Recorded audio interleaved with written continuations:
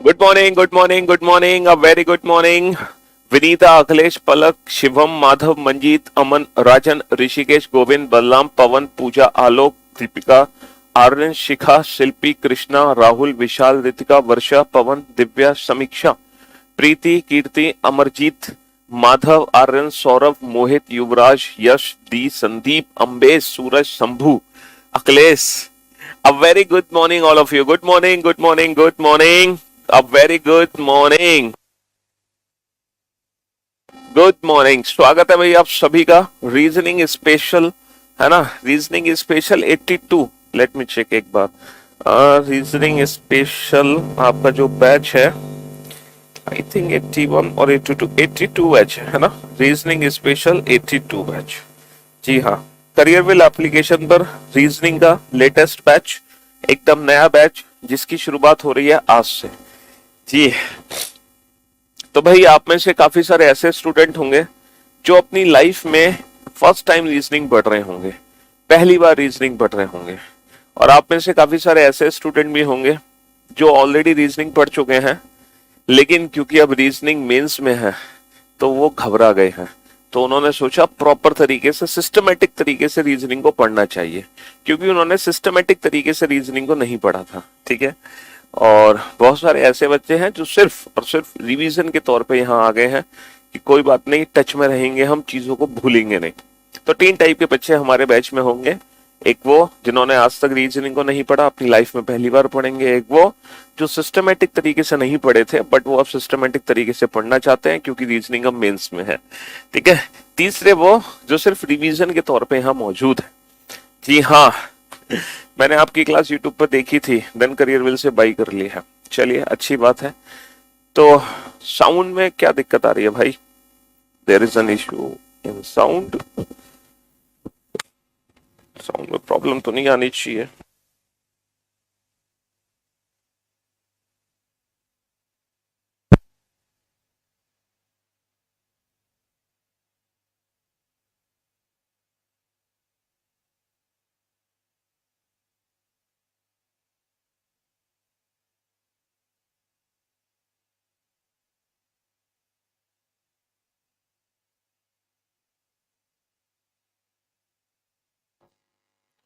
हाँ जी, चलिए साहब।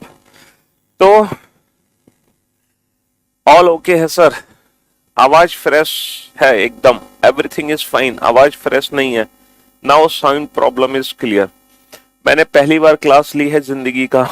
चलिए, कोई बात नहीं। तो हमारे बैच में तीनों बच्चे हैं। तो ये जो बैच है रीजनिंग स्पेशल बैच है, क्योंकि आज आपका पहला दिन है, ठीक है। इसलिए मैं आपको कुछ बेसिक सी बातें बताना चाहूंगा। हालांकि जो ऑलरेडी करियरविल प्लेटफॉर्म से जुड़े हुए बच्चे हैं उनको सारा सिस्टम पता है कि करियरविल पे किस तरह से क्लासेस चलती हैं, नोट्स कहाँ मिलते हैं, क्लास पीएनजी हमें कहाँ मिलती है, उनको पढ़ने का तरीका पता है। लेकिन वो बच्चे जो पहली बार हमारे प्लेटफॉर्म से जुड़े हैं, है ना, फर्स्ट टाइम हमारे करियरविल एप्लीकेशन से जुड़े हैं और उन्होंने हमारा बैच परचेज किया है, तो एक बार उनको बता देते हैं कि ये जो बैच है किस एग्जाम के लिए है, ठीक है, या सिर्फ प्री के लिए है या सिर्फ मेंस के लिए है, ठीक है। और कैसे हमें पढ़ना है, नोट्स वोट्स कब मिलेंगे, ये सारी बातें, क्लास का टाइम क्या रहेगा, कब कब हमारी क्लास होंगी, अगर हम क्लास को इतने बजे नहीं देख पाते हैं तो बाद में हम देख पाएंगे कि नहीं। चलिए साहब, तो सबसे पहले तो मैं आपको बताता हूँ ये बैच है जो कि आज से ही शुरू किया जा रहा है, ठीक है। हाँ जी, आज इसका पहला दिन है और इस बैच की जो टाइमिंग है वो है सुबह 11 बजे से 12:15 बजे, ठीक है। तो आपकी जो क्लासेस होंगी बेटा वो मंडे टू फ्राइडे होंगी। आपकी क्लासेस होंगी मंडे टू फ्राइडे। हमारी वीक में 5 डेज क्लासेस होती हैं। सैटरडे संडे आप लोगों को इसलिए दिया जाता है क्योंकि मान लो पूरे वीक में अगर आपसे कोई क्लास मिस हो गई, है ना, और आप उस क्लास को नहीं देख पाए, तो ये 2 दिन हमारे पास है पूरे वीक का बैकअप लेने के लिए।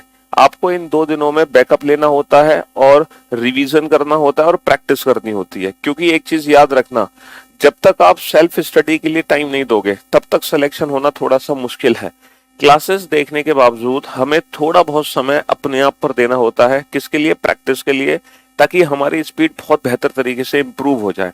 भाई अप्रोचेस हम सीख लेते हैं। वैसे तो एक बात यह है कि 90% जो प्रैक्टिस है मैं आप लोगों की ना लाइव क्लास में ही करा देता हूँ, क्लास में ही, ठीक है। लेकिन फिर भी थोड़ा बहुत कॉन्फिडेंस पाने के लिए ना थोड़ा बहुत अलग से भी हमें पढ़ना जरूरी होता है। तो इसीलिए ये 2 दिन हमने दिए गए हैं। ये 2 दिन बेटा छुट्टी के दिन नहीं है, ये आपके लिए है बैकअप रिवीजन और प्रैक्टिस के लिए। क्योंकि अगर आप इन 2 दिनों में बैकअप रिवीजन प्रैक्टिस नहीं करते हो और इन 2 दिनों को आप छुट्टी मान लेते हो, तो समझ लो फिर बहुत भारी मुसीबत आ जाती है जब हमारा बैच खत्म होता है। ठीक है, तो याद रखना बेटा, इन 2 दिनों में जो बच्चा बैकअप रिवीजन प्रैक्टिस करता है, सिलेक्शन के पूरे पूरे चांसेस उसी बच्चे के होते हैं। ठीक है जी हाँ, क्योंकि मंडे टू फ्राइडे तो सारे बच्चे पढ़ते हैं, बात है कि इन 2 दिनों में कौन बच्चा पढ़ता है। ठीक है, अच्छा ये जो बैच होगा बिल्कुल बेटा बेसिक टू हाई होगा। इसका मतलब समझ रहे हो, मैंने आपसे कहा था कि बहुत सारे ऐसे बच्चे हैं जिन्होंने आज तक रीजनिंग को कभी छुआ भी नहीं है, यानी कि हम बिल्कुल 0 लेवल से स्टार्ट करेंगे और एकदम 0 से हीरो लेवल। समझ रहे हो, हीरो का मतलब क्या है, मेंस लेवल। अब वो जो मेंस है, चाहे वो एसएससी का मेंस हो, एसएससी समझ रहे हो, या तो वो सीजीएल का मेंस हो, या सीएचएसएल का मेंस हो, या फिर वो बैंक पीओ का मेंस हो। ठीक है, या फिर वो बैंक पीओ का मेंस हो, तो हम बिल्कुल बेसिक लेवल से शुरू करेंगे और मेंस लेवल तक के क्वेश्चंस हम कराएंगे इसी बैच में। ये जो बैच है बेटा, ये प्री प्लस मेंस का बैच है। ऐसा नहीं है कि इस बैच को पढ़ने के बाद आपको अलग से भी किसी और बैच को लेने की जरूरत पड़ेगी मेंस के लिए, ऐसा नहीं है। आप इस बैच में पढ़ लेते हो, आपने सारी क्लासेस कर ली, सारा सिलेबस कर लिया, तो बस ये समझ लो आपकी मेंस तक की तैयारी हो गई। अब आपको रीजनिंग में एक्स्ट्रा कुछ भी पढ़ने की जरूरत नहीं है। और इतनी गारंटी हमारी होती है कि जो कंटेंट हम आपको देते हैं, एग्जाम जब होगा तो आपके क्वेश्चन उसी कंटेंट से आएंगे। ये एश्योरेंस हमारी तरफ से आपको दिया जाता है। ठीक है, ये सिर्फ बातों से नहीं कहा जा रहा। आप लोग उन स्टूडेंट्स को पकड़िए जो स्टूडेंट्स हमारे हैं और वो कोई ना कोई गवर्नमेंट जॉब का एग्जाम अभी देकर आए हैं। समझ रहे हो, लेटेस्ट जितने भी एग्जाम हुए हैं, आप उन बच्चों को पकड़ना और पूछना क्या वाकई में पीयूष सर जो पढ़ा रहे हैं वो एग्जाम में आ रहा है कि नहीं आ रहा। तो वो स्टूडेंट आपको बताएंगे कि हकीकत क्या है। ठीक है भाई, जो बच्चा हमसे पूरी रीजनिंग पढ़ चुका है, एग्जैक्ट जो सिलेबस है, मतलब एग्जैक्ट जो टीचर का रिव्यू है, वही बच्चा दे सकता है। सर आपका तो नाम ही काफी है, हमें किसी से पूछने की जरूरत ही नहीं है। हाँ जी, तो और इस बैच में बेटा क्या क्या चीजें इंक्लूड होंगी ये आप जानते हो। Result oriented approaches, live classes होंगी, पीटीएफ नोट्स आपको मिलेंगे, है ना। एसएससी हो, चाहे बैंक हो, चाहे यूपीएससी हो, चाहे सीसेट हो, चाहे कोई भी एक्स्ट्रा एग्जाम हो, मतलब दुनिया का हर एग्जाम जिसमें रीजनिंग आती है, दुनिया का हर पेपर जिसमें रीजनिंग आती है, इस बैच में आपको कराई जाएगी। ये बैच लेने के बाद आपको रीजनिंग की चिंता छोड़ देनी है कि सर प्री के लिए अलग से पढ़े या मेंस के लिए पढ़े। बिल्कुल रीजनिंग का हेडेक ही दिमाग से निकाल दो। कोई भी दुनिया का पेपर हो, XYZ, चाहे वो एसएससी से रिलेटेड हो, चाहे वो रेलवे से रिलेटेड हो, चाहे वो टीचिंग का पेपर हो, डिफेंस का पेपर हो, बैंक का पेपर हो, या फिर वो यूपीएससी का पेपर है, सीसेट का, कोई भी XYZ आपका पेपर है जिसमें रीजनिंग आ रही है, वो इस बैच में आपको कराई जाएगी। ठीक है, पूरा सिलेबस 0 to हीरो लेवल वाला। हाँ जी, और इस बैच के रजिस्ट्रेशन बेटा 2 दिन पहले ही शुरू हो चुके थे, आज इसका पहला दिन है इस बैच का। हाँ, ये जो बैच है बेटा, ये लाइव प्लस वीओडी बैच है। अब मैं बता दूं लाइव प्लस वीओडी का मतलब क्या है। कुछ बच्चे कंफ्यूज होते हैं, सर ये लाइव प्लस वीओडी का मतलब क्या है। देखो, लाइव का मतलब ये है कि यहाँ पे जितनी भी क्लासेस होंगी वो लाइव फॉर्म में आपको कराई जाएंगी। ठीक है, लाइव क्लासेस आपको कराई जाएंगी। वॉइस प्रॉब्लम आ रही है, अभी ठीक करा लेंगे थोड़ी देर में, अभी टेक्निकल से हम बोलते हैं अपने, वो देखते हैं क्या दिक्कत है। कुछ बच्चों को आ रही है तो जितनी भी क्लासेस हमारी होंगी वो लाइव क्लासेस होंगी। अगर आप उन क्लासेस को देख नहीं पाते हो इस समय, तो आप इस क्लास को कभी भी और समय देख सकते हो, क्योंकि जितनी भी क्लासेस होती चली जाएंगी लाइव, वो आपके फोन में रिकॉर्ड होती चली जाएंगी। आप उन क्लासेस को बाद में कितनी भी बार देख सकते हैं। इसके साथ साथ आप लोगों को ना एक वीओडी दी जा रही है। वीओडी का मतलब है कि रीजनिंग का पूरा सिलेबस ऑलरेडी जो हमारे ही द्वारा कराया गया है, वो आप लोगों को दिया जा रहा है वीओडी सेक्शन में। वो किस लिए दिया जा रहा है सर? वो इसलिए दिया जा रहा है, जैसे आपने रीजनिंग पढ़ना शुरू कर दिया, अब मान लो 1 महीने बाद आपका पेपर आ गया, आपने शुरू किया अब, क्योंकि हम हमेशा लेट में ही जागते हैं, जब एग्जाम हमारे सर पर आ जाता है ना, तब हम पढ़ने की सोचते हैं। तो बहुत सारे ऐसे बच्चे होंगे जिनका अगले महीने पेपर है, लेकिन उन्होंने बैच अभी ज्वाइन किया है, तो उन बच्चों के लिए वीओडी काफी कारगर है। क्यों? क्योंकि वो अपना सिलेबस 1 महीने में वीओडी सेक्शन से कंप्लीट कर सकते हैं। वहां पे पूरी रीजनिंग आपको पढ़ाई गई है, तो आप अपने सिलेबस को वीओडी सेक्शन में जाके कंप्लीट कर सकते हैं, चाहे 2 दिन में, चाहे 20 दिन में, चाहे 1 साल में। वो आपकी अपनी खुद की इच्छा है, खुद की चॉइस है। ठीक है। कुछ बच्चे होते हैं जिनको पर्टिकुलर टॉपिक्स पढ़ने होते हैं, सर मैं तो सिर्फ बैच लिया है सिलॉक्स और सीटिंग अरेंजमेंट पढ़ने के लिए, सर मैंने तो ये बैच लिया है सिर्फ कैलेंडर और क्लॉक पढ़ने के लिए। तो जो ऐसे स्टूडेंट हैं जिन्होंने कुछ स्पेसिफिक टॉपिक ही पढ़ने हैं वो बीओडी सेक्शन में जाके पढ़ सकते हैं। ठीक है भाई मेरे, हाँ जी, तो इसीलिए बीओडी सेक्शन आपको दिया जाता है। सीजीएल में रीजनिंग में फुल मार्क्स स्कोर करने की स्ट्रेटेजी क्या है? भैया स्ट्रेटेजी तो क्लियर है, स्ट्रेटेजी साफ है कि पहले आप अपना सिलेबस कंप्लीट करो, फिर प्रैक्टिस करो और फिर पूरे मार्क्स लेकर आओ जी। फाउंडेशन बैच का मतलब होता है बेसिक, एकदम जीरो लेवल से स्टार्ट होने वाला बैच, जहां आपकी नींव, फाउंडेशन का मतलब क्या होता है बेटा? नींव, जहां आपकी नींव मजबूत की जाएगी रीजनिंग की, और फिर आप उस नींव पर चाहे कितनी भी बड़ी बिल्डिंग खड़ी कर सकते हैं, पूरा महल खड़ी कर सकते हैं, लेकिन पहले नींव मजबूत होना बहुत जरूरी है। Which book is better than for reasoning? भैया रीजनिंग के लिए तो पूरे भारतवर्ष में एक ही बुक है, आप जानते हैं बहुत अच्छे से उस बुक के बारे में। हालांकि बुक के बारे में हम अभी नहीं बताएंगे, आपको कल बताएंगे, ठीक है। इस बुक के बारे में जो डिस्कशन होगा वो कल होगा, ठीक। हर टॉपिक बेटा बिल्कुल जीरो से मेंस लेवल तक ही पढ़ाया जाएगा। पजल चैप्टर अगर हम शुरू करेंगे बिल्कुल बेसिक लेवल से शुरू करेंगे, और कहां तक पढ़ेंगे? बैंक पीओ मेंस लेवल तक की पजल हम पढ़ेंगे, ठीक है, हाँ जी। चलिए, तो अब मैं आप लोगों को एक बार ना सिलेबस बता देता हूं कि आपका एग्जैक्टली सिलेबस क्या है, ठीक है। एक बार हम सिलेबस पे फोकस कर लेते हैं कि किस चीज की हम यहाँ पे तैयारी करने आए हैं, हमारा सिलेबस क्या रहने वाला है रीजनिंग का। जरा एक बार जल्दी से नजर डाल लेते हैं थोड़ी सी अपने सिलेबस पे, ठीक। सिर्फ उसको देख लो बेटा, सिलेबस को, कि एग्जैक्टली सिलेबस आपका है क्या।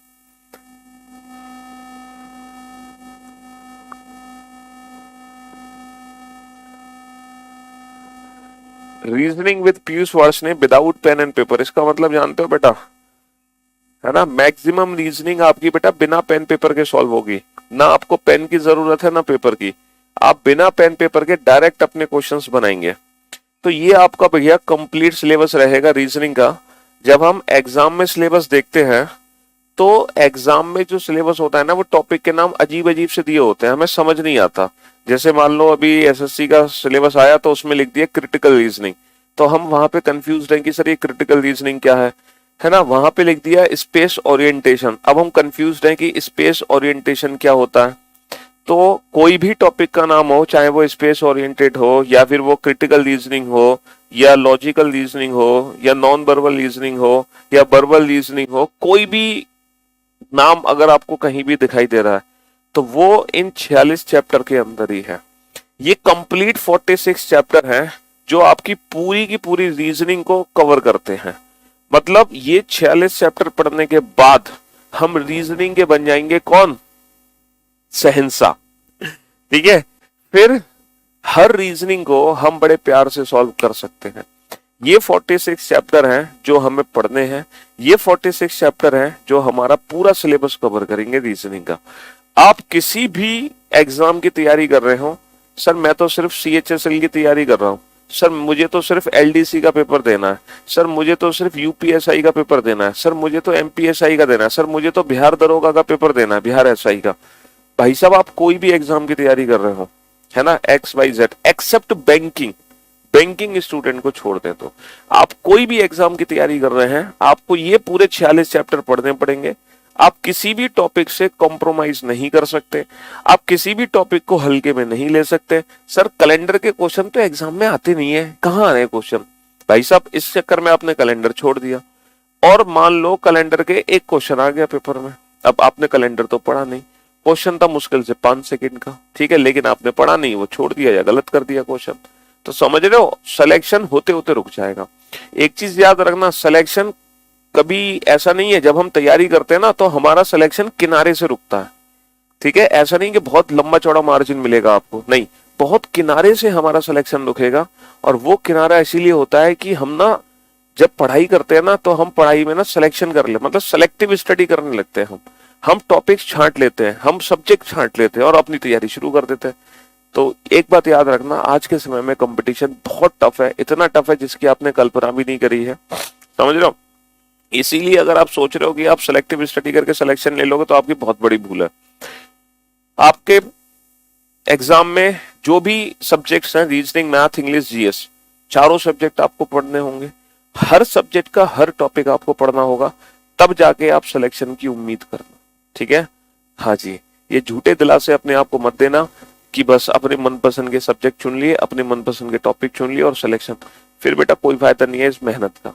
और याद रखना, ये एक साल इस तरीके से तैयारी करो, इस एक साल अपना पूरा जीवन झोंक दो, मतलब आप अपने पूरा 100% दे दो। कहीं आपको ये शिकायत ना हो एक साल के बाद कि काश मैं थोड़ी मेहनत और कर लेता।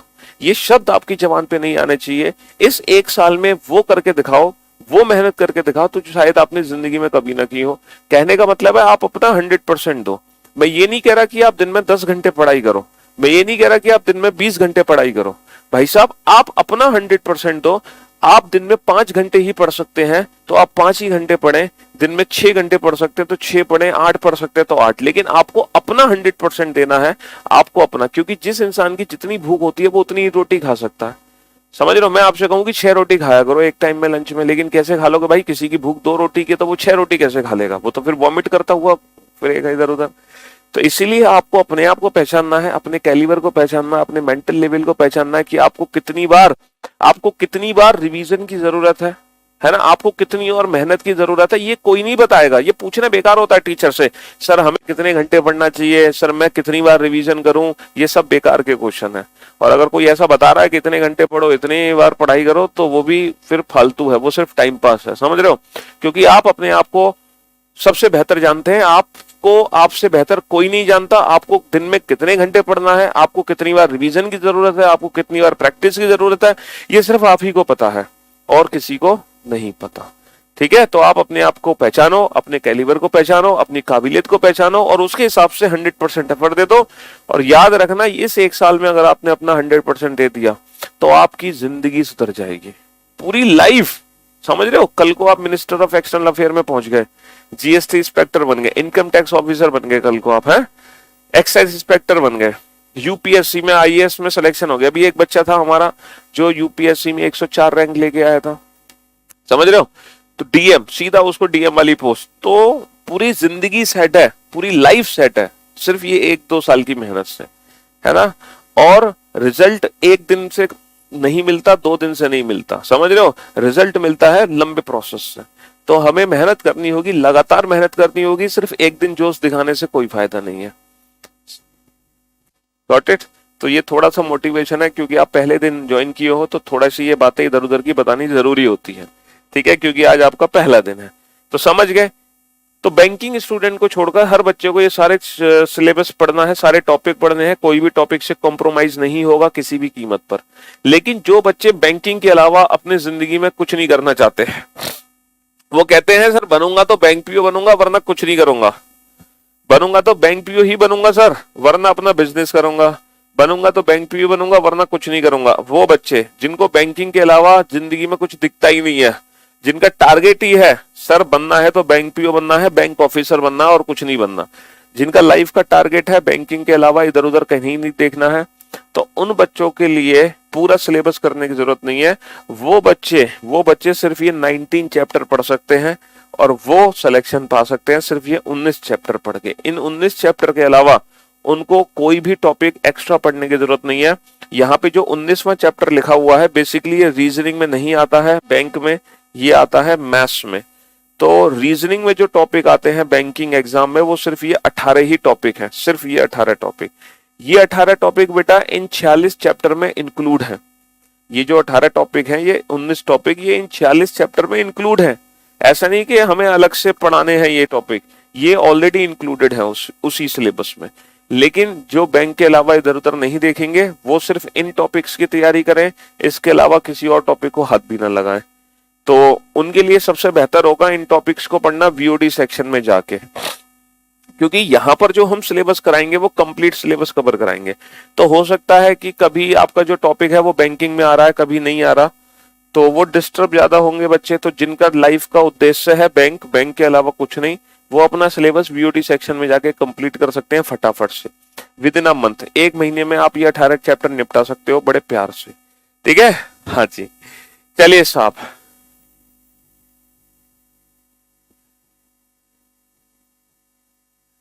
हमने, हाँ हाँ, रीजनिंग आपने जिंदगी में कभी टच नहीं किया, लेकिन आप जरूर टच करोगे। 2023 सीजीएल मेंस कब तक नोटिफिकेशन? अरे आ जाएगा भाई, क्यों घबरा रहे हो? ठीक है, हम कुछ नहीं छोड़ेंगे, आप टेंशन ना लो। ठीक है जी। पीयूष सर नहीं तो कौन बे? पीयूष सर नहीं तो कौन बे? है कौन इधर? मैं नहीं तो कौन? हम्म। हाँ जी। You are favourite, you are my favourite teacher in this subject. आप जो आपके दर्शन हो गए, हम इसी में धन्य हैं सर। चलिए, तो क्योंकि हमें एकदम जीरो लेवल से शुरुआत करनी है, तो जीरो लेवल से शुरुआत करने के लिए आप जानते हैं कि हम सबसे पहला चैप्टर कौन सा स्टार्ट करते हैं? फिक्स है ना? बिल्कुल बेसिक लेवल से जब हम शुरुआत करते हैं तो पहला चैप्टर कौन सा स्टार्ट होगा? ये फिक्स होता है। कौन सा स्टार्ट होगा? हाँ जी, वो चैप्टर स्टार्ट होगा जो हमारे अल्फाबेट के प्लेस की प्रैक्टिस करा सके। और अल्फाबेट की प्लेस की प्रैक्टिस क्यों करानी होती है हमें? क्योंकि काफी सारे एग्जाम में क्वेश्चन है जो कि अल्फाबेट से रिलेटेड आते हैं। देख रहे हो, ये सारे के सारे टॉपिक्स हैं जो कि अल्फाबेट से रिलेटेड है ना? ये सारे के सारे टॉपिक्स हैं जो कि अल्फाबेट से रिलेटेड हैं। तो अगर हमें अल्फाबेट के प्लेस की प्रैक्टिस होगी तो हम अपने क्वेश्चंस के आंसर बहुत जल्दी दे सकेंगे। सिर्फ और सिर्फ स्पीड को इंप्रूव करने के लिए हमें अल्फाबेट के प्लेस की प्रैक्टिस होना बहुत जरूरी होता है। हमारे सिलेबस में इंग्लिश अल्फाबेट है, ठीक है, हमारे सिलेबस में इंग्लिश अल्फाबेट है, हिंदी है ना, हिंदी वर्णमाला नहीं है, सिर्फ और सिर्फ इंग्लिश अल्फाबेट है हमारे सिलेबस में। आप जानते हैं कि जो इंग्लिश अल्फाबेट है बेटा, है ना, उसमें टोटल कितने लेटर होते हैं? Sir A to Z 26 letter होते हैं। A B C D E F G, है ना? हाँ जी, ए टू जेड 26 लेटर होते हैं। जरा एक बार अपने मन में इन 26 लेटर का रिवीजन करो फटाफट से। हम जीरो लेवल से शुरुआत कर रहे हैं, इसका मतलब पता है क्या है? आपने जब पढ़ाई करना शुरू किया था अपने बचपन में, पता है, आपने अपनी लाइफ में सबसे पहले यही सीखा था, ABCD सीखा था ना? तो बस वहीं से हम शुरुआत करेंगे, आपके बचपन से ही। ठीक है? हाँ जी, तो बचपन से जवानी तक का सफर होगा इस बैच में। चलिए, तो फटाफट से अपने मन में ए से लेके जेड तक अंग्रेजी वर्णमाला को रीड करो, रिकॉल करो, एक बार माइंड में क्लिक करो फटाफट। ठीक है? ABCDEFGHIJKLMN।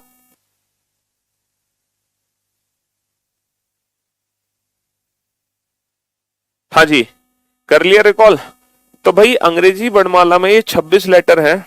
अगर मैं इनके प्लेस की बात करूं तो जो ए है वो पहला लेटर होता है, बी दूसरा होता है, सी तीसरा, डी चौथा, ई पांचवा।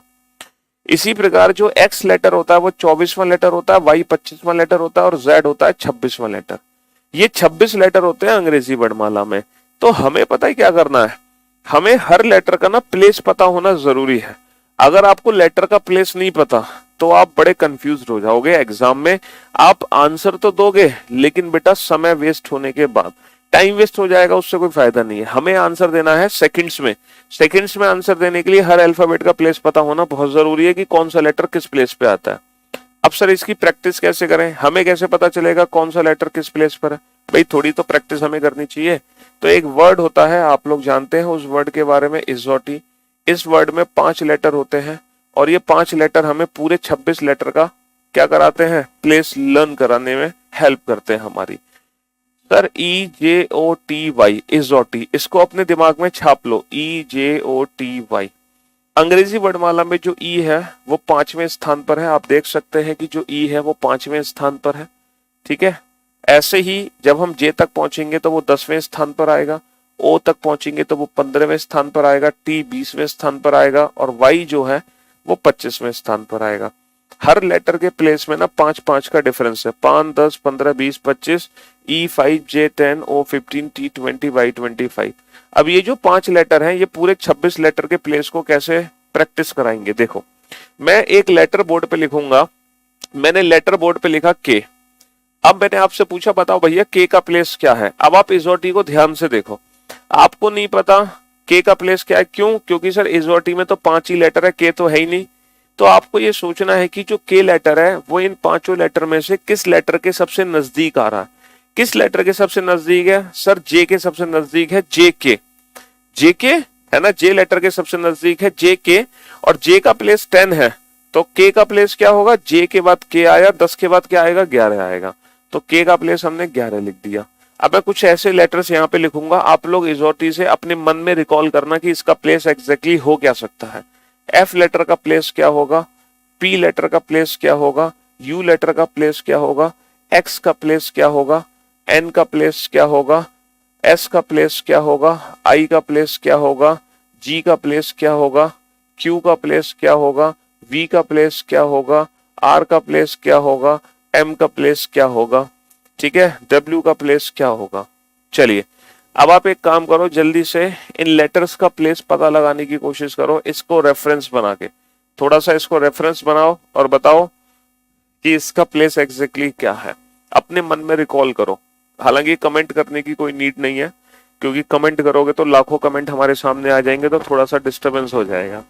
ठीक है, जल्दी से आप इन लेटर्स का प्लेस रिकॉल करो इजोटी के थ्रू।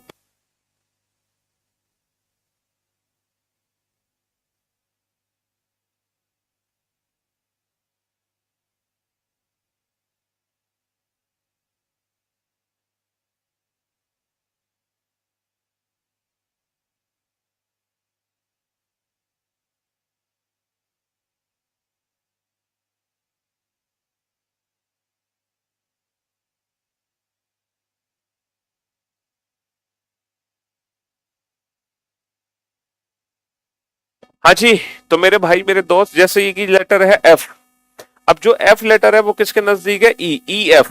भैया ई 5 है, एफ का प्लेस क्या होगा, 6 होगा। ओ पी, ओ 15 तो पी का प्लेस 16 होगा। टी यू, टी 20 तो यू का प्लेस 21 होगा। X Y, X Y, Y 25, Y से पहले एक्स है, 25 से पहले क्या आएगा, 24 आएगा। एन ओ, ओ से पहले एन, 15 से पहले 14 आएगा। एस टी, टी 20, 20 से पहले 19 आएगा। आई जे, जे 10, जे से पहले आई आएगा। ई एफ जी, ई एफ जी, ई 5, 5 6 7, ठीक है। O P Q, O 15, O P Q 15 16 17। T U V, ऐसे तो आप अपने माइंड में रिकॉल कर रहे होगे जिस तरीके से मैं बता रहा हूं। टी यू वी, टी 20 तो वी कितना हो गया, 20 21 22। R S T, R S T, T 20, 20 से 2 पहले बेटा 18। M N O, M N O, O 15 तो एम का प्लेस कितना हो गया, 13। W X Y, W X Y, Y से 2 पहले, डब्ल्यू एक्स वाई 25 से 2 पहले 23 हो गया। समझ रहे हो। हालांकि कुछ ऐसे लेटर हैं, अगर मैं उन लेटर्स को ध्यान से देखूं तो उनका प्लेस उन लेटर्स के अंदर ही छुपा हुआ है। अगर कुछ ऐसे लेटर्स हैं जिनका प्लेस उन लेटर्स के अंदर ही छुपा हुआ है, जैसे कि लेटर आई। आई को ध्यान से देखो बेटा, आई हमें किसकी शेप दे रहा है, सर आई हमें दे रहा है 9 की शेप। आई हमें किसकी शेप दे रहा है, आई हमें 9 की शेप दे रहा है ना। ये देखो जी, जी हमें किसकी शेप दे रहा है, सर जी हमें 7 की शेप दे रहा है। एच, एच हमें किसकी शेप दे रहा है, सर एच हमें 8 की शेप दे रहा है। समझ रहे हो। और एम, एम यानी कि 3, बेटा 3 से क्या बनता है, सर 3 से बनता है 13 और 3 से बनता है 23। अब जो एम है वो 23वें स्थान पर तो नहीं होगा, तो ये 13वें स्थान पर है।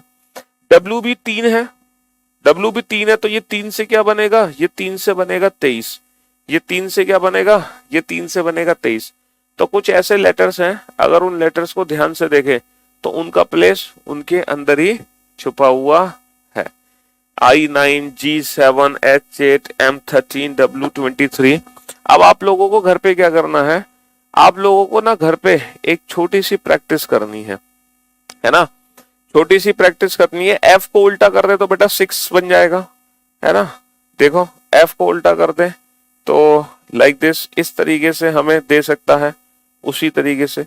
हाँ जी, मान सकते हैं आप।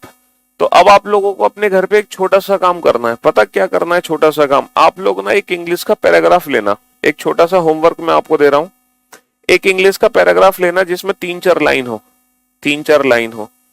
और आपको क्या करना है, हर एक लेटर के ऊपर ना उसका प्लेस लिखना है, हर एक लेटर के ऊपर उसका प्लेस लिखना है। कैसे प्लेस लिखना है, इजोटी को रेफरेंस बना के।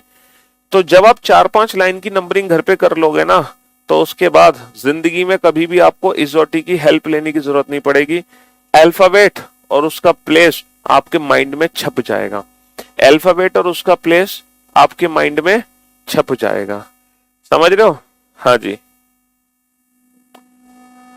एक सेंटेंस लिखो, a quick brown fox jumps over the lazy dog. आप जल्दी से बेटा हर एक लेटर के ऊपर उसका प्लेस लिखो फटाफट से। अभी जो प्लेस लिखोगे वो एग्जॉटिक को रेफरेंस मान के लिखना, ठीक है? हाँ जी। किंग्स 11 से बना सकते हो K11 भाई साहब।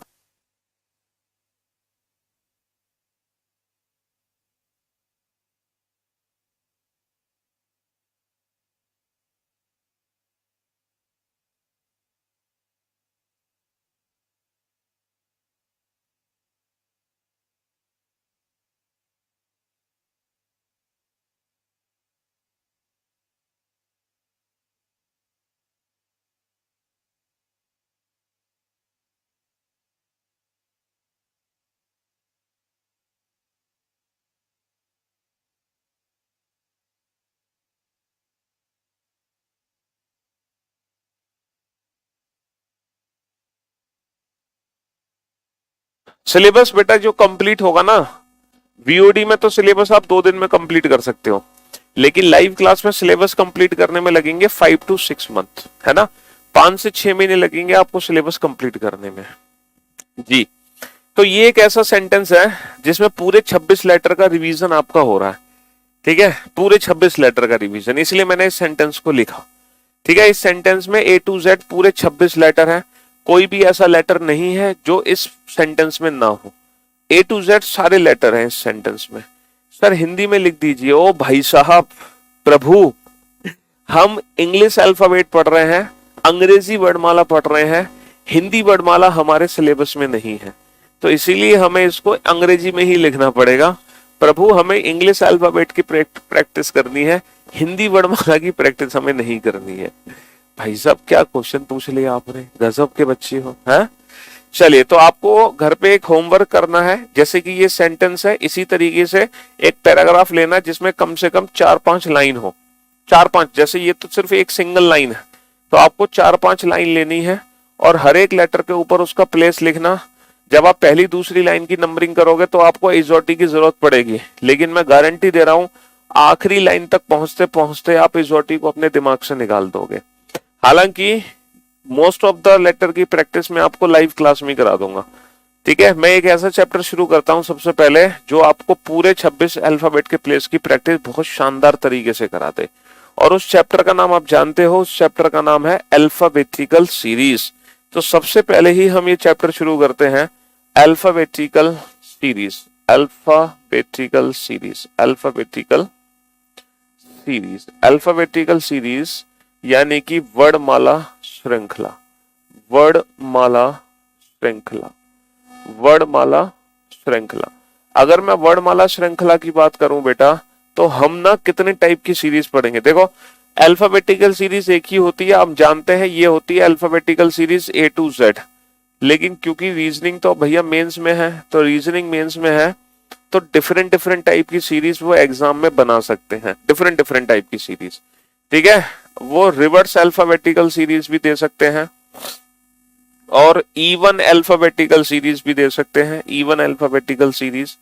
वो ऑड अल्फाबेटिकल सीरीज भी दे सकते हैं, ऑड अल्फाबेटिकल सीरीज, ठीक है? वो एक ऐसी सीरीज भी दे सकते हैं जिसमें फर्स्ट हाफ को रिवर्स कर दिया, सेकंड हाफ को भी रिवर्स कर दिया। वो एक ऐसी सीरीज भी दे सकते हैं जिसमें फर्स्ट हाफ ही रिवर्स है, सेकंड हाफ रिवर्स नहीं है। वो एक ऐसी सीरीज भी दे सकते हैं जिसमें फर्स्ट हाफ तो नॉर्मल है लेकिन सेकंड हाफ को रिवर्स कर दिया। वो एक ऐसी सीरीज भी दे सकते हैं जो कि अल्फा न्यूमेरिक हो, अल्फा न्यूमेरिक हो। तो ये 8 सीरीज है जो हमें इस चैप्टर के अंदर पढ़नी है, ठीक है? हाँ जी, ये 8 सीरीज हमें इस चैप्टर के अंदर पढ़नी है। सर कोई जरूरी है कि क्वेश्चन इन्हीं 8 से आएगा? अलग से भी तो आ सकता है, कुछ अपने मन से कोई भी सीरीज बना दे। मेरे दोस्त, मेरे भाई, जब हम इन 8 सीरीज की प्रैक्टिस कर लेंगे ना, तो दुनिया की हर सीरीज को हम सॉल्व कर सकते हैं जो अल्फाबेट से मिलकर बनी होगी। इन 8 सीरीज को सॉल्व करने के बाद दुनिया की हर वो सीरीज आप बना सकते हो जो अंग्रेजी वर्णमाला से जो अंग्रेजी वर्णमाला हो से बनी है, यानी कि जो इंग्लिश अल्फाबेट से बनी है। ठीक है, ये 8 हमारी बेसिक सीरीज है। ठीक है जी हाँ, और इन बेसिक सीरीज को पढ़ने के बाद दुनिया की हर सीरीज आप सॉल्व कर दोगे, चाहे कोई भी सीरीज क्यों ना हो। बेटा सीरीज जो चैप्टर है वो डिफरेंट चैप्टर्स हैं। सीरीज के अंदर बहुत सारे टॉपिक्स हैं। जैसे पहला टॉपिक तो यही है अल्फाबेटिकल सीरीज, अल्फाबेटिकल सीरीज। ठीक है, सीरीज के अंदर ही एक और टॉपिक आता है letter series, letter series. Series के अंदर एक और टॉपिक है number series, number series. Series के अंदर एक और टॉपिक है नॉन वर्बल रीजनिंग की सीरीज, नॉन वर्बल की सीरीज। तो सीरीज कोई एक चैप्टर नहीं है, सीरीज के अंदर ढेर सारे टॉपिक्स हैं। ठीक है, ये अलग अलग चैप्टर्स हैं, लेकिन हम इनमें से जो चैप्टर शुरू कर रहे हैं सबसे पहले वो कर रहे हैं अल्फाबेटिकल सीरीज। ये चैप्टर अलग है जिनको हम बाद में पढ़ेंगे। ठीक है, हाँ जी। सर जो क्लास मिक्स हो जाएगी तो क्या करेंगे भैया? अगर आप इस समय लाइव नहीं आ पाए हो 11 बजे, तो आप इस क्लास को पूरे दिन में कभी भी देख सकते हो। आप इस क्लास को कल भी देख सकते हो, परसों भी देख सकते हो, कभी भी देखो। ये लाइव क्लास अभी चल रही है, बट आपके फोन में ये रिकॉर्ड हो जाएगी, जिसको आप बाद में कभी भी देख सकते हैं। अगर आप 11 बजे क्लास ज्वाइन नहीं कर पा रहे हैं तो पूरे 24 घंटे में एक पर्टिकुलर टाइम फिक्स कर लेना। ऐसा मत करना कि आज देख ली 3 बजे, कल देख ली 4 बजे, परसों 5 बजे, फिर उसके बाद आप देखोगे ही नहीं। ठीक है, तो अगर आप 11 बजे लाइव क्लास नहीं अटेंड करते हैं, इस क्लास को आप बाद में देखते हैं, वीओडी से सिलेबस नहीं करना चाहते, लाइव से ही पढ़ना चाहते हैं, तो आप पूरे 24 घंटे में एक टाइम अपना फिक्स करेंगे। आप उसी टाइम पर डेली लाइव आएंगे, मतलब डेली रीजनिंग पढ़ेंगे उस पर्टिकुलर समय में आके। वीओडी से सिलेबस कंप्लीट कर सकते हैं, कोई फर्क नहीं पड़ेगा बेटा, आपका कोई सिलेबस नहीं छूटेगा, पूरा सिलेबस वीओडी में पढ़ाया गया है। ठीक है, कंप्लीट। हाँ, मेंस लेवल भी वीओडी में कवर कराया गया है। ठीक है जी, तो हाँ, हम ये सारी सीरीज पढ़ेंगे। अब सबसे पहला क्वेश्चन आएगा आपके सामने, जरा उस क्वेश्चन को पढ़ने की कोशिश करना।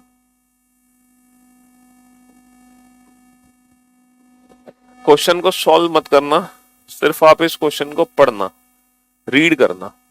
क्वेश्चन सॉल्व करने की आपको जरूरत नहीं है, आप सिर्फ इस क्वेश्चन को पढ़ो कि क्वेश्चन एग्जैक्टली आपसे कहना क्या चाह रहा है। ठीक है, आप सिर्फ इस क्वेश्चन को पढ़ो। Which letter will be 6 to the right of 4th from the left hand in English alphabetical series? Which letter will be 6 to the right of 4th from the left hand in English alphabetical series? समझ रहे हो? अंग्रेजी वर्णमाला में कौन सा अक्षर बाएं से चौथे के दाएं छठा होगा? अंग्रेजी वर्णमाला में कौन सा अक्षर बाएं से चौथे के दाएं छठा होगा? ठीक है, पहली बात तो हमें ये जो काउंटिंग, आंसर कोई भी बच्चा नहीं देगा इस क्वेश्चन का। ये जो काउंटिंग करनी है हमें अंग्रेजी वर्णमाला में करनी है। हमारी जो अंग्रेजी वर्णमाला है वो ये है। अच्छा, आप लोग जानते हैं कि अंग्रेजी वर्णमाला में 2 एंड है, देयर आर 2 एंड्स, यहाँ पे 2 छोर हैं। ठीक है, इसका लेफ्ट और राइट एंड क्या होता है? सर, इंग्लिश अल्फाबेट के लेफ्ट राइट एंड हमारे अकॉर्डिंग होते हैं, हमारे अकॉर्डिंग। जैसे जो हमारा राइट है वो इसका होगा राइट हैंड, और जो मेरा लेफ्ट है वो इसका होगा लेफ्ट हैंड। समझ रहे हो? लेफ्ट हैंड जिसको हिंदी में कहते हैं बायां छोर, और राइट हैंड जिसको हिंदी में कहते हैं दायां छोर। ठीक है भाई मेरे, ये जो हमने अल्फाबेट के प्लेस करे हैं, ये जो हमने अल्फाबेट के प्लेस लर्न किए हैं, ये लेफ्ट हैंड से किए हैं। एसओटी में जो हम प्लेसेस की बात कर रहे हैं वो लेफ्ट हैंड से बात कर रहे हैं। समझ रहे हो? तो पहले इस क्वेश्चन को हिंदी में समझ लेते हैं। अंग्रेजी वर्णमाला में कौन सा अक्षर, कोई एक अक्षर के बारे में हमसे पूछा जा रहा है। किस अक्षर के बारे में पूछा जा रहा है? जो कि बाएं से चौथे के दाएं छठा है। बाएं से चौथे के दाएं छठा, भाई साहब बाएं से चौथे के दाएं छठा, तो बायां छोर ये है, तो बाएं से चौथा, पहले तो बाएं से चौथे लेटर पे आ जाओ। बाएं से चौथा लेटर क्या है? डी। तो बाएं से चौथे के दाएं छठा, इसका जो दायां है वो हमारा दायां है। बाएं से चौथे के दाएं छठा, बेटा डी से दाएं छठा क्या होगा? 4 और 6 10, और 10वां लेटर क्या होगा? जे। तो जे इज द राइट आंसर। तो हिंदी में हमने इस क्वेश्चन को कैसे समझा? बाएं से चौथे के दाएं छठा। अब इसी क्वेश्चन की लैंग्वेज को इंग्लिश में समझने की कोशिश करते हैं। Which letter will be 6 to the right of, हाँ जी, which letter will be 6 to the right of 4th from the left hand? किसके 6 to the right? 6 to the right of 4th from the left hand. किसके 6 to the right? Fourth from the left hand, पहले हम fourth from the left hand count करेंगे, then after इसके 6 to the right हम चलेंगे। तो हमारे question का आंसर क्या आ जाएगा, जे आ जाएगा। तो ये तो बात हुई भैया बेसिक कंसेप्ट की। लेकिन जैसा कि आप लोग जानते हैं कि अगर एग्जाम में हम इन बेसिक कंसेप्ट्स को यूज करते हैं तो हम क्वेश्चन का आंसर तो जरूर देंगे, लेकिन हम इस क्वेश्चन का आंसर देंगे 15 से 20 सेकंड में, अगर हम बेसिक कंसेप्ट को यूज करते हैं तो। लेकिन अगर हम एक अप्रोच सीख लें, एक छोटी सी मैं आपको ट्रिक बता दूं, तो आप इस क्वेश्चन का आंसर दोगे बेटा 2 से 4 सेकंड में, और वो भी विदाउट यूजिंग एनी पेन और पेपर। ठीक है जी हाँ, ये 2 से 4 सेकंड, 15 से 20 सेकंड बेटा क्वेश्चन को पढ़ने के बाद है। आपको क्वेश्चन पढ़ने की हैबिट बनानी पड़ेगी थोड़ी सी। आप क्वेश्चन को 5 सेकंड में भी पढ़ सकते हैं, कुछ बच्चे क्वेश्चन को 3-4 सेकंड में पढ़ लेते हैं, कुछ बच्चे कम से कम क्वेश्चन को 2 बार पढ़ते हैं, तब जाके उन्हें समझ आता है कि क्वेश्चन हमसे कहना क्या चाह रहा है। हाँ जी, तो क्वेश्चन को पढ़ने के बाद आपको सिर्फ इतना ही समय लगेगा आंसर देने में। अगर आप बेसिक कंसेप्ट को यूज करोगे तो क्वेश्चन पढ़ने के बाद इतना समय और ले जाओगे, तो इतना समय एग्जामिनर हमें नहीं देता। ठीक है, हमें टाइम बचाना है। अब आप लोग मेरी बात ध्यान से सुनना है, इस क्वेश्चन को हम विदाउट पेन एंड पेपर कैसे डील करेंगे, है ना। मुझे आप लोग एक बात बताओ कि जब हम इस क्वेश्चन को पढ़ रहे हैं तो पहली पोजीशन कौन सी आ रही है? सर पहली पोजीशन आ रही है बाएं, दूसरी पोजीशन कौन सी आ रही है? दाएं। तो क्या ये जरूरी है कि जब भी हम इस टाइप के क्वेश्चन को पढ़ेंगे हमेशा पहली पोजीशन बाएं होगी और दूसरी पोजीशन दाएं होगी? क्या ये जरूरी है कि हमेशा पहली पोजीशन बाएं होगी और दूसरी पोजीशन दाएं होगी? ये बताओ, क्या ये जरूरी है हमेशा पहली पोजीशन बाएं होगी दूसरी पोजीशन दाएं होगी? नहीं सर, ये तो जरूरी नहीं है। ऐसा भी हो सकता है सर पहली पोजीशन दाएं हो और दूसरी पोजीशन बाएं हो। सर ऐसा भी हो सकता है दोनों ही पोजीशन बाएं हो। दोनों ही पोजीशन क्या हो? दोनों ही पोजीशन बाएं हो। सर ऐसा भी हो सकता है दोनों ही पोजीशन हमारी दाएं हो। सर ऐसा भी हो सकता है दोनों ही पोजीशन हमारी दाएं हो। 4 केसेस बन सकते हैं। अगर हम इंग्लिश में देखें तो भैया हो सकता है पहली पोजीशन लेफ्ट है दूसरी पोजीशन राइट है। हो सकता है सर पहली पोजीशन राइट है दूसरी लेफ्ट है। सर ये भी हो सकता है दोनों पोजीशन लेफ्ट हो, और ये भी हो सकता है दोनों पोजीशन राइट हो। यहाँ पे 4 केसेस बनते हैं। अब आप लोगों को करना क्या है, बहुत ही एक छोटा सा काम करना है। अगर आपकी दोनों पोजीशन सेम आ रही है, तो जो नंबर्स दिया गया है उसका डिफरेंस निकाल दो। अगर आपकी दोनों पोजीशन सेम आ रही है, अगर आपकी दोनों पोजीशन एक जैसी है, तो आपको नंबर्स का निकालना पड़ेगा डिफरेंस। ठीक है, बट इफ इन केस अगर दोनों पोजीशन डिफरेंट है, तो आप कर दोगे प्लस, है ना। अगर आपकी दोनों पोजीशन डिफरेंट है, तो डिफरेंट आने पर क्या कर दोगे? प्लस कर दोगे। मेरे साथ एक बार कंसेप्ट का रिवीजन करें, है ना। अगर दोनों पोजीशन हाँ भैया लाइव पढ़ाएंगे और क्या। दोनों पोजीशन सेम है, सेम आने पर क्या होगा? माइनस। डिफरेंट आने पर क्या होगा? प्लस। पोजीशन सेम आने पर क्या होगा? माइनस। पोजीशन सेम आने पर क्या होगा? माइनस। डिफरेंट आने पर क्या होगा? प्लस होगा।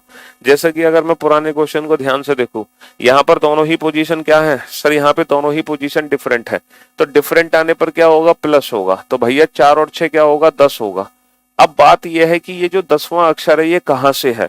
भाई अंग्रेजी वर्णमाला में हमने बोला 10वां अक्षर बताओ, लेकिन 10वां अक्षर कहाँ से बताओ? आगे से 10वां अक्षर बताओ या पीछे से 10वां अक्षर बताओ?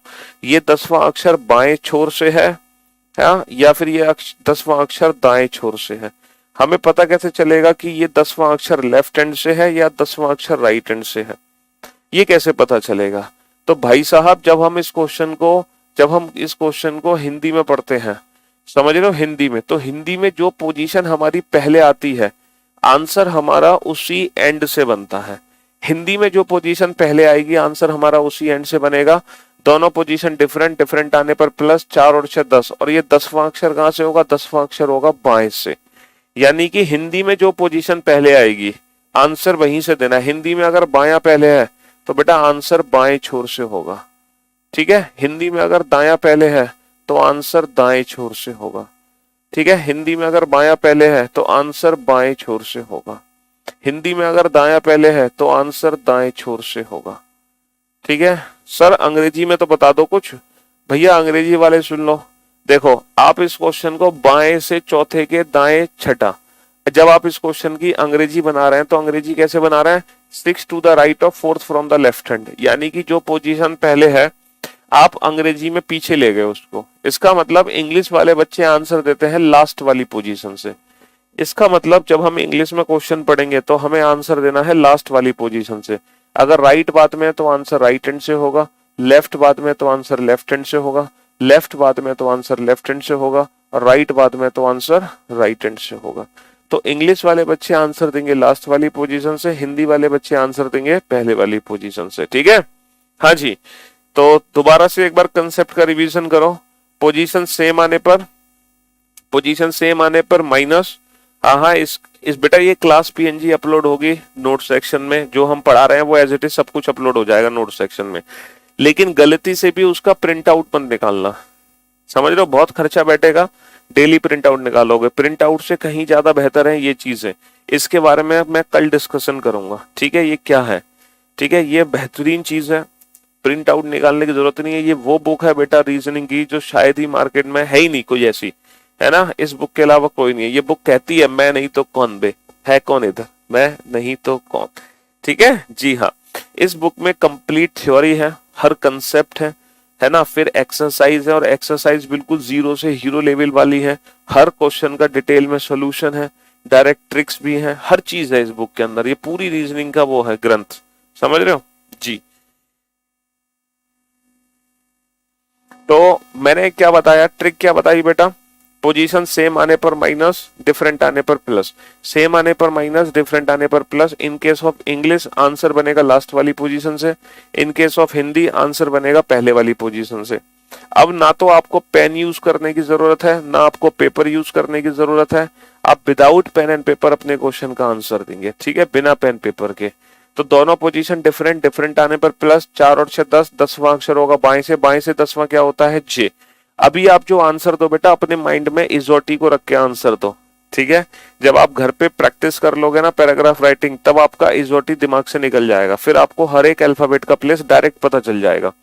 इस क्वेश्चन को इंग्लिश में कैसे सॉल्व करते बेटा, यहाँ पर देखो दोनों ही पोजीशन क्या है, डिफरेंट, डिफरेंट आने पर प्लस करेंगे। अच्छा, हिंदी में जो प्लस और माइनस होगा वो हमेशा आगे से होगा, क्योंकि हिंदी वाले बच्चे आगे से आंसर देते हैं। इंग्लिश वाले बच्चे क्योंकि उल्टा आंसर दे रहे हैं पीछे से, इसलिए इंग्लिश में जो भी माइनस प्लस होगा वो पीछे से होगा।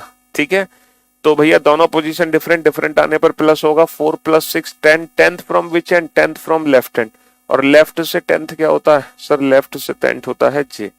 ठीक है, हाँ जी।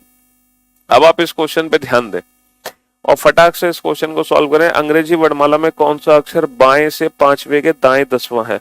विदाउट यूजिंग एनी पेन और पेपर इस क्वेश्चन का आंसर देने की कृपा करें जल्दी से। तो यहाँ पर हम देख रहे हैं कि दोनों ही पोजीशन क्या है सर, दोनों ही पोजीशन हमारी डिफरेंट है, दोनों ही पोजीशन डिफरेंट है। डिफरेंट आने पर प्लस होगा, 5 और 10 15, 15वां अक्षर कहाँ से होगा, बाएं छोर से होगा। दोनों ही पोजीशन डिफरेंट, डिफरेंट आने पर प्लस होगा। 5 + 10 15, 15th from which and, left hand, और लेफ्ट से 15th क्या होता है भैया, बाएं से 15वां क्या होगा, ओ होगा। O is the right answer, O is the right answer. चलिए अब आप इन दोनों क्वेश्चन का आंसर दें जल्दी से। पोजीशन सेम आने पर माइनस, डिफरेंट आने पर plus. In case of English answer last वाली पोजीशन से, अगर आप हिंदी में क्वेश्चन बना रहे हैं तो पहले वाली पोजीशन से आप आंसर दीजिए। ठीक है जी, सॉल्व करो इन दोनों क्वेश्चन को, और इन दोनों क्वेश्चन का आंसर मुझे एक साथ चाहिए, एक एक करके आंसर मत देना। ठीक है, एक एक करके आंसर मत देना। अंग्रेजी वर्णमाला में कौन सा अक्षर बाएं से 15वें के बाएं 5वां होगा। अंग्रेजी वर्णमाला में कौन सा अक्षर बाएं से 17वें के बाएं 7वां होगा। गुड। मनीष, राहुल, कविता, सोनू, निखिल, मुकेश, आकाश, रोशन, माधव, युवराज, राजेश, अंकित, दीपिका, सरिता, रंजू, कृष्णा, मोहित, शिवम, आकाश, अमित, पटेल, गौरव, विक्की, निखिल, दीपक, आलोक कुमार, सागर, संजना, श्वेता, स्वीट, भूपेंद्र, गुलशन, विक्रांत, अनुष्का, कुंदन, दीपिका, मोहन, शिखा, अनुज, किशन, राहुल, आशुतोष। बहुत बढ़िया, शाबाश। देखो दोनों ही पोजीशन क्या है, यहाँ पे दोनों ही पोजीशन सेम है। सेम आने पर माइनस, 15 माइनस का 5 10, 10वां अक्षर कहां से होगा, बाएं से होगा। दोनों ही पोजीशन सेम है, सेम आने पर माइनस 15 माइनस का 5 10 10th from which and left and, और लेफ्ट से 10th क्या होता है भैया अंग्रेजी वर्णमाला में जे। अभी तो इजोटी अपने माइंड में रखो, दोनों ही पोजीशन क्या है सेम, सेम आने पर माइनस 17 माइनस का 7 10, 10वां अक्षर कहां से होगा बाएं से, दोनों ही पोजीशन सेम है, सेम आने पर माइनस, बेटा इंग्लिश में माइनस प्लस रिवर्स होता है पीछे से, 17 माइनस का 7 17 माइनस का 7 10 10th from which and left hand, और लेफ्ट से 10th क्या होता है जे, लेफ्ट से 10th क्या होता है जे। ठीक है, चलिए नेक्स्ट क्वेश्चन पे चलते हैं। नेक्स्ट क्वेश्चन का आंसर दीजिए जी। अंग्रेजी वर्णमाला में कौन सा अक्षर दाएं से पांचवे के बाएं छठा होगा? अंग्रेजी वर्णमाला में कौन सा अक्षर दाएं से पांचवे के बाएं छठा होगा, और अंग्रेजी वर्णमाला में कौन सा अक्षर दाएं से 15वें के दाएं पांचवा होगा? तो इन दोनों क्वेश्चन का आंसर जल्दी से।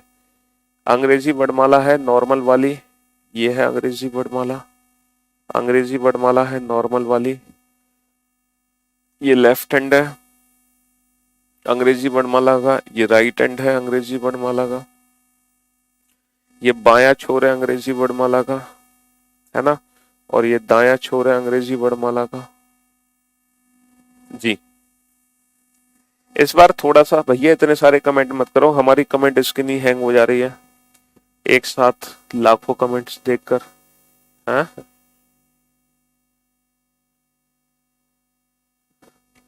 चलिए, तो अंग्रेजी वर्णमाला में कौन सा अक्षर दाएं से पांचवे के बाएं छठा होगा? यहां पर दोनों ही पोजीशन क्या है, दोनों ही पोजीशन डिफरेंट है, डिफरेंट आने पर प्लस करेंगे, 5 और 6 11, 11वां अक्षर कहां से होगा भाई साहब दाएं से होगा। दोनों ही पोजीशन डिफरेंट है, डिफरेंट आने पर प्लस होगा, 5 + 6 11, 11th from which and right hand, 11th from which and right hand. बेटा के आंसर देने की भूल ना करें, कुछ बच्चे हैं के आंसर दे रहे हैं भावनाओं में बह गए हैं। भाई साहब 11वां अक्षर है लेकिन ये बाएं से नहीं है, ये लेफ्ट हैंड से 11th लेटर नहीं है। आप के आंसर मत दो, क्योंकि जो आप सोच रहे हो ये वो क्वेश्चन ही नहीं है ना, ये लेफ्ट हैंड से 11th लेटर नहीं है। अब हमें आगे से 11वां अक्षर काउंट नहीं करना है, हमें पीछे से 11वां अक्षर काउंट करना है, हमें राइट हैंड से 11th लेटर काउंट करना है। अब ये जो राइट हैंड से 11th लेटर है, एग्जैक्टली ये लेटर है क्या, इसके बारे में पता कैसे चलेगा? क्योंकि हमारी प्रैक्टिस बेटा लेफ्ट हैंड से हो रखी है। कोई बात नहीं सर, इसकी डिस्टेंस हम लेफ्ट हैंड से पता लगा लेंगे कि ये लेटर जो है लेफ्ट हैंड से कितना दूर है। भाई जो पीछे से 11वां है उसकी डिस्टेंस आगे भी से तो कुछ ना कुछ होगी, तो डिस्टेंस कैसे पता लगाएंगे? टोटल कितने लेटर है? टोटल 26 लेटर है ना। हमेशा याद रखना, जब हम पोजीशन इंटरचेंज करते हैं ना, राइट हैंड की प्लेस को लेफ्ट हैंड में कन्वर्ट करें या लेफ्ट हैंड की प्लेस को राइट हैंड में कन्वर्ट करें, तो हम हमेशा टोटल +1 में से घटाते हैं। कभी भी 26 में से नहीं घटाएंगे, 27 में से घटाएंगे, 27 माइनस का 11, और ये आ गया बेटा 16।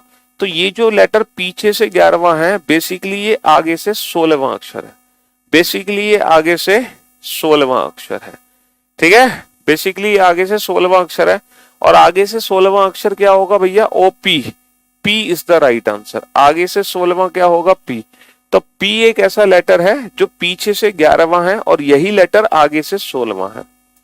तो अगर मान लो किसी अल्फाबेट का प्लेस आपको पीछे से पता चला है, तो आप क्या करेंगे? प्लेस को लेफ्ट हैंड में कन्वर्ट करके आंसर देंगे। आप सोच रहे हो सर पोजीशन इंटरचेंज करने के लिए हम एक ज्यादा में से क्यों घटा रहे हैं, हमने 26 में से क्यों नहीं घटाया, हमने 27 में से क्यों घटाया? देखो ये रैंकिंग का कंसेप्ट है, जब रैंकिंग चैप्टर पढ़ेंगे तो वहां पर इस कंसेप्ट को बहुत बेहतर तरीके से समझेंगे। फिलहाल मैं आप लोगों को ये प्रूफ करके दिखा देता हूं कि ऐसा है क्या एक्चुअल में। हम एक प्रूफ कर लेते हैं, ABCDEFGHIJK। बेटा टोटल कितने लेटर हैं सर? ए से लेकर के तक टोटल 11 लेटर हैं। टोटल कितने लेटर हैं? टोटल 11 लेटर हैं, है ना बाबू? हाँ जी। अब ये जो डी है ये आगे से चौथे स्थान पर है। अब इसी डी का प्लेस आपको पीछे से पता लगाना है, इसी डी का प्लेस आपको पीछे से पता लगाना है। तो भाई साहब इस 4 को ना 11 में से माइनस मत करना। अगर आप 11 में से 4 माइनस करोगे तो दिक्कत में फंस जाओगे। हम हमेशा पोजीशन इंटरचेंज करने के लिए एक ज्यादा में से घटाते हैं, तो हम 11 में से माइनस नहीं करेंगे। कितने में से माइनस करेंगे? 12 में से माइनस करेंगे, एक ज्यादा में से। 12 माइनस का 4 क्या होगा? 12 माइनस का 4 होगा 8। तो ये आगे से, ये जो आगे से चौथा है यही पीछे से यही पीछे से 8वां अक्षर होगा। चाहो तो आप काउंट कर सकते हो, पहला, दूसरा, तीसरा, चौथा, पांचवा, छठा, सातवां, आठवां। तो जो आगे से चौथा है वो पीछे से 8वां है। समझ लो, तो पोजीशन इंटरचेंज करने के लिए हम हमेशा टोटल +1 में से घटाते हैं, एक ज्यादा में से। जितने टोटल दे रखे होंगे यहाँ पर उससे एक ज्यादा में से घटा दो। ठीक है, जितने टोटल दे रखे होंगे उससे एक ज्यादा में से घटा दो। अब इस क्वेश्चन का आंसर दो डायरेक्ट। ठीक है, अंग्रेजी वर्णमाला में कौन सा अक्षर दाएं से 15वें के दाएं 5वां है? दोनों ही पोजीशन सेम है। सेम आने पर क्या करते हैं बाबू? सर सेम आने पर माइनस करते हैं। 15 माइनस का 5 क्या होगा? 15 माइनस का 5 होगा 10। और 10वां अक्षर कहां से होगा? 10वां अक्षर होगा दाएं से, क्योंकि हिंदी वाले बच्चे पहले वाली पोजीशन को पकड़ेंगे। दोनों पोजीशन सेम, सेम आने पर माइनस। 15 माइनस का 5 10, 10th from which and? 10th from right hand, 10th from right hand. तो हमें पीछे से 10वां अक्षर चाहिए। हमें क्या चाहिए? हमें पीछे से 10वां अक्षर चाहिए। अब पीछे से 10वां अक्षर कैसे निकालोगे भैया? इसका प्लेस आगे से पता लगा लो। 27 माइनस का 10 17। तो बेसिकली ये 17वां अक्षर हमसे पूछ रहे हैं। 17वां अक्षर हम जानते हैं कि जो 17वां अक्षर होता है वो होता है Q. 15 16 17 OPQ। Q is the right answer. तो अगर मान लो राइट हैंड से भी प्लेस पता चला है तो भी हम उस लेटर का प्लेस जल्दी से बता सकते हैं लेफ्ट हैंड से कन्वर्ट करके। बताओ फटाक से इन दोनों क्वेश्चन के आंसर दो। अंग्रेजी वर्णमाला में कौन सा अक्षर दाएं से 20वें के दाएं 5वां होगा? अंग्रेजी वर्णमाला में कौन सा अक्षर बाएं से 7वें के बाएं 17वां होगा? हाँ जी,